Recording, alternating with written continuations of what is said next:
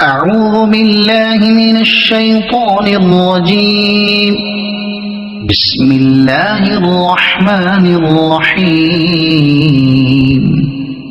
هل أتاك حديث الغاشية؟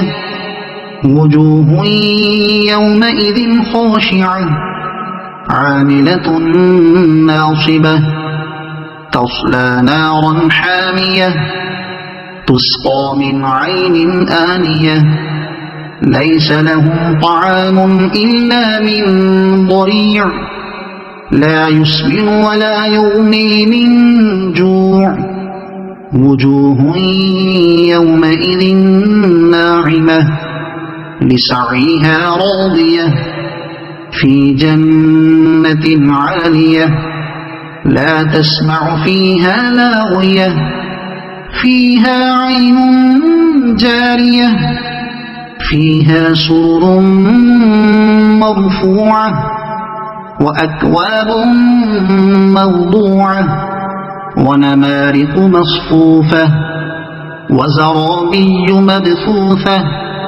أفلا ينظرون إلى الإبل كيف خلقت وإلى السماء كيف رفعت وإلى الجبال كيف نصبت وإلى الأرض كيف سطحت فذكر إنما أنت مذكر لست عليهم بمسيطر إلا من تولى وكفر فيعذبه الله العذاب الأكبر إن إلينا إيابهم ثم إن علينا حسابهم صدق الله العظيم.